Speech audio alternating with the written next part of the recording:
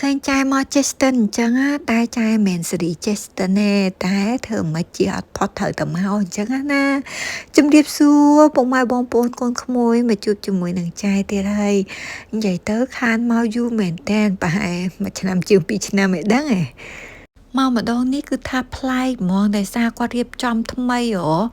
ដើរទៅខាងនេះក៏ប្លែកដើរទៅខាងនោះក៏ប្លែកដែរហើយសបោរបស់ញ៉ាំអីអញ្ចឹងណាហើយមើលទៅទំនើបតនសម័យដល់ហើយឃើញចង់ទៅទៀតនិយាយរួមមិនចង់ទៅអីនេះចង់មកអង្គុយកន្លែងដែលហៅផឹកកាហ្វេឬមួយក៏អាបាគេផឹកស្អីគេផឹកស្រាក្លែមជាមួយនឹង oyster អីអញ្ចឹងណាតែសាច់គោនេះអត់ញ៉ាំទេគ្រាន់តែថតជូនពុកម៉ែបងប្អូនកូនក្មួយយើងមើលនឹងឯងហើយនេះ oyster bar គេអូយលុយអស់ទាស់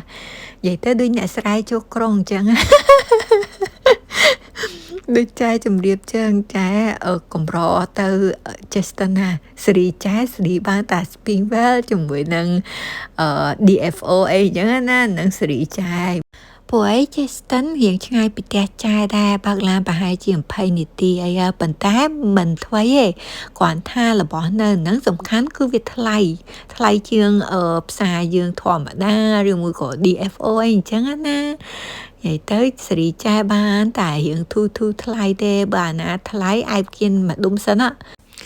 ហើយថ្ងៃហ្នឹងសេគូគាត់ចង់បានអីវ៉ាន់រៀនផនគាត់អញ្ចឹងយើងក៏មក Airport ហើយចាយទៅតាំងពីផកក៏ឈរចាំគេពូសុងអង្គុយចាំគេអញ្ចឹងទៅហើយមិនមែនចាំតែយើងទេគេឯងផ្សេងទៀតក៏ចាំដែរតម្រាំតា Apple គាត់បើកហាងអញ្ចឹងណាបន្ទាប់ពីទិញបានឲ្យសេគូហើយគឺថាយើងដើរមកវិញទិញស៊ឺស៊ីទិញអីយកមកញ៉ាំនៅផ្ទះអីអញ្ចឹងទៅនិយាយទៅកាប់ពិតម៉ានអាទិត្យមុនចាយ stress ចាយថាចង់មកទិញបេជើងស្អីគេ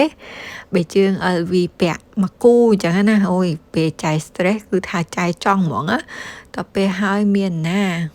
ឥឡូវបាត់ stress បានសេគូវិញអញ្ចឹងទៅចាយមានជំងឺឈួរតពេលតុកសិចគឺថាចង់ចាយលុយហើយចង់ទិញរបស់ថ្លៃអីអញ្ចឹងណាតែនៅពេលដែលអស់ឈួតទៅអត់ទេអត់សូវហ្មងនេះរឿងរបស់ហ្នឹងនិយាយទៅសំខាន់គឺចែកខាងញ៉ាំអត់មានខាងទិញរបស់ថ្លៃទេតែរបស់ថ្លៃហ្នឹងពាក្យច្រើនបាននៅពេលដែលចែកឈួតឡើងម្ដងអញ្ចឹងណាហើយឥឡូវយើងមកដល់ផ្ទះវិញហើយគឺថាកូនគាត់ជប៉ុនណាថ្ងៃហ្នឹងហើយសេគូគ្រាន់តែថៃឆៅបើកប្រអប់ក៏បើកអត់បានដែរចាំប៉ាបើកឲ្យទៀតហើយនាំគ្នានិយាយគ្នាសើចថាកូនឯងអញ្ចឹងទៅធ្វើការណាបានលុយចិញ្ចឹមឪចិញ្ចឹមម៉ែទៅកូនណាបើយ៉ាងនេះ